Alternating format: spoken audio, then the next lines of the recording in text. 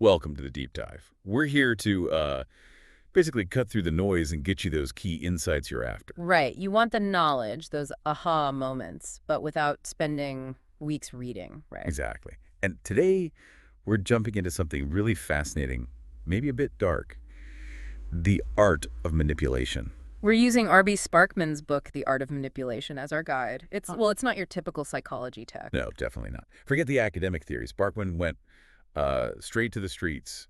Houston in the 70s, apparently. Yeah, he hung out with con artists, hustlers, people whose survival depended on persuading others. He wasn't interested in why something might work in theory. He just wanted to know, does it actually work? Precisely. This book is all about that raw street wisdom, tactics tested in the real world. And his main teacher, this guy named Hardy. Hardy, yeah. A self-proclaimed master manipulator. Sparkman actually had a master's in advertising, but he felt he learned more practical stuff from Hardy. That's pretty telling, isn't it? The gap between theory and, well, reality. It really is. Sparkman claims only like 5% of people really figure out how to consistently get what they want from others. So our mission today is to peek into what that 5% knows, according to Sparkman and Hardy. Let's dive in. Where do we start? Okay, first up, Sparkman says you need to learn how to spot the signs, the tells that someone might be trying to pull a fast one on you. Right. This is about awareness. Hardy's big lesson here was suspicion when someone stresses something too much. Protesting too much. Like they're trying too hard to convince you. Exactly. It's often a sign they're trying to cover something up.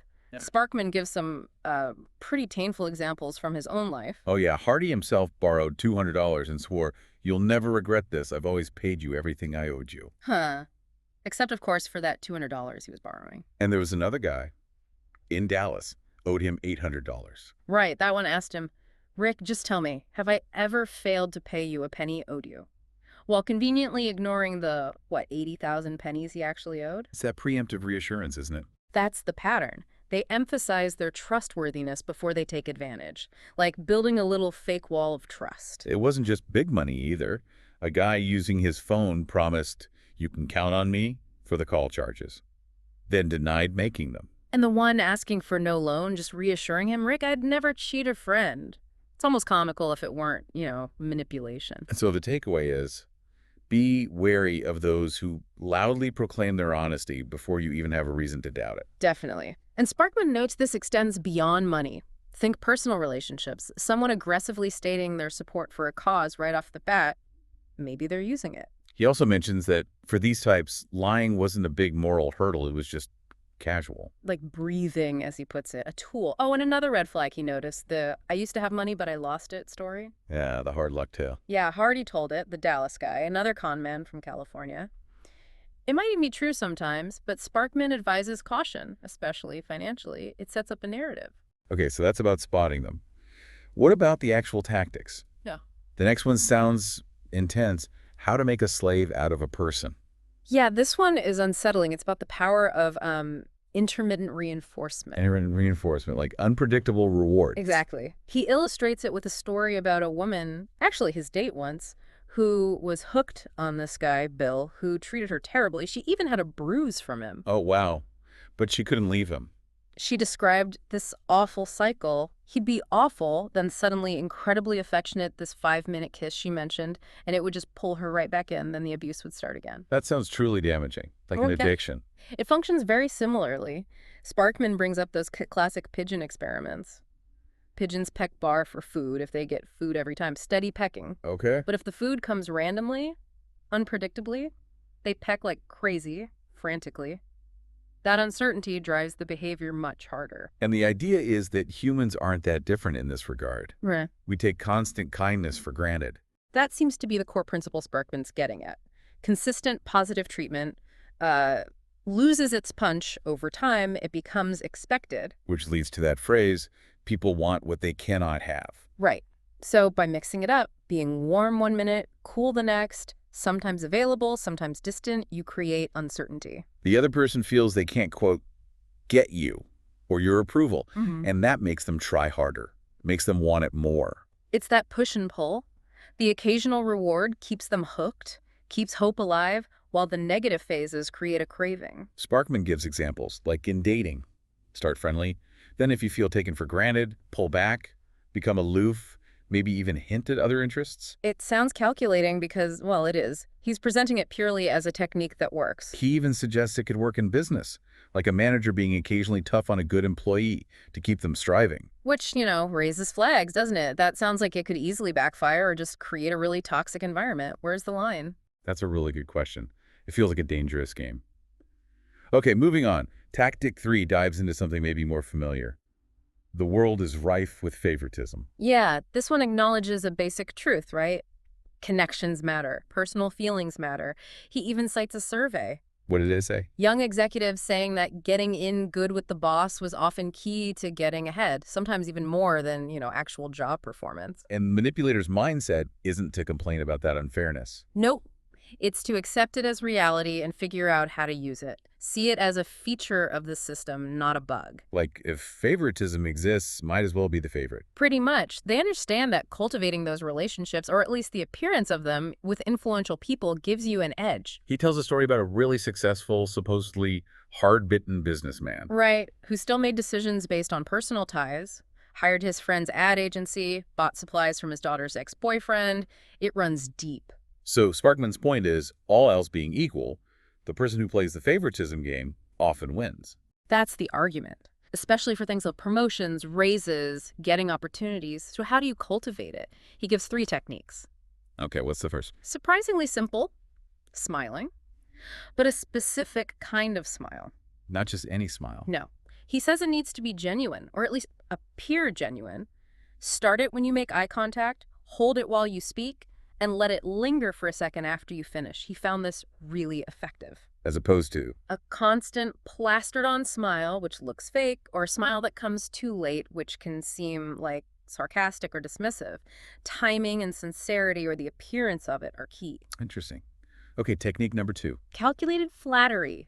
Again, the key word is calculated. Everyone likes compliments, but nobody likes obvious sucking up. So it has to feel genuine. Or at least plausible, Right. subtle, specific maybe, not just generic praise. And the third way to leverage favoritism. This one's clever.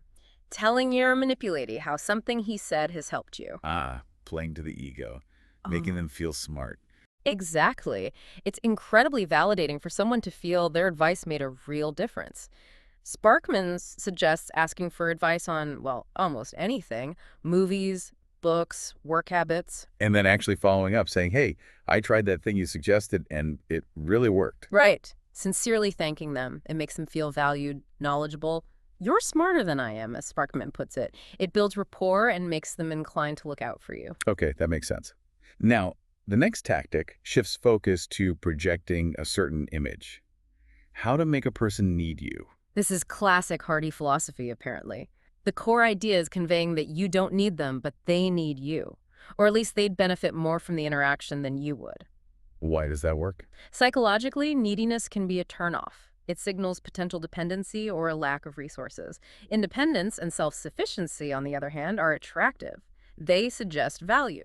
Hardy said the person who can walk away holds the power, right? That's it exactly. If you seem like you don't desperately need the deal, the job, the relationship, it flips the script. The other person starts thinking they need what you're offering. Hardy used this when trying to attract women. Yeah, Sparkman says he'd do things like pay for a motel room in advance, just radiating this confidence, this assumption that things would go his way. It projected that, I don't need this, but it's happening vibe. And Sparkman notes women can use this too. Yeah. Flipping the traditional script in courtship. Absolutely. That I don't need you, you need me stance. But Hardy also used it in business. There's a story about selling some land. West Texas land. Yeah, he told potential buyers he'd already won this sales contest trip to Acapulco, so he wasn't desperate to make this particular sale. Making it seem like the buyer needed the deal more than he did, creating urgency for them. Precisely. He even pulled a trick where he told a buyer the specific lot she wanted suddenly had a septic tank problem. Oh, come on. And then steered her to a supposedly nicer lot, which was actually identical but more expensive. Because he'd created this issue, she felt she needed the alternative he offered. Wow. This also ties into keeping your expenses low, doesn't it? What Hardy called keeping your nut small. Yes, absolutely crucial. If your monthly bills are low, you genuinely can walk away from a bad deal or a lowball offer. That financial independence gives you real leverage, and people can often sense it. If you're desperate, it shows. It weakens your position. There's also the silent treatment tactic mentioned here. How does that fit? If someone's being condescending or dismissive, instead of reacting defensively, you ask a simple question and just wait silently for the answer. Implying, I don't need this interaction enough to tolerate being treated poorly. You need to engage respectfully if you want this to continue. It reasserts your independence. But there's a risk here, isn't there? What about people who are motivated by helping others? That's the caveat, yeah. Sparkman acknowledges maybe 5–10% of people genuinely want to help those they see as needing it. Using the I don't need you approach on them might backfire. So it's a numbers game. You play the odds? According to Sparkman, yes. The odds favor projecting independence. He even likens it to popular restaurants. Why do crowds flock there? The perceived difficulty of getting in makes it seem more desirable. Okay, let's switch gears a bit. The next tactic seems counterintuitive. And the meek shall manipulate the earth, acting like you don't know much. Right. It goes against the grain. The wisdom here apparently came from a successful salesman Sparkman knew. What did he say? His line was, it's a whole lot easier to outsharp a man that thinks he knows a lot. So acting like a know-it-all is actually a disadvantage. Sparkman argues yes, it sets expectations really high. If you fail, people mock you. If you succeed, they might resent you. Plus, it makes people suspicious, right? It's Yeah. like, what's this person trying to pull? Exactly. It puts people on guard. If you seem like you know all the angles, they assume you're trying to manipulate them. But meekness. People let their guard down. Maybe. Or they might even want to help you. There's a natural tendency to assist someone who seems humble or less knowledgeable. And from a learning perspective. It keeps your mind open. If you think you know everything, you stop learning. Acting meek, being genuinely open, means you can actually absorb more. Sparkman also mentions just agreeing sometimes, even if you're not sure. Yeah, like saying, I guess you're right. It can diffuse arguments, smooth things over, avoid conflict that might cost you time, energy, maybe even money. Choosing your battles, essentially. Yeah. Sometimes meekness is the stronger play. That seems to be the idea. It's a strategic choice. All right, our final tactic for this dive. How to pick a person apart and discover his real motives and feelings. Sounds almost like mind reading. It's about getting past the surface level. This technique, again attributed to Hardy, relies on surprise and observation. How does it work? You ask a direct, maybe slightly unexpected question, and then you watch their reaction very closely for the first, say, 3 seconds. Why 3 seconds? The idea is that's before their conscious mind fully kicks in to filter their response.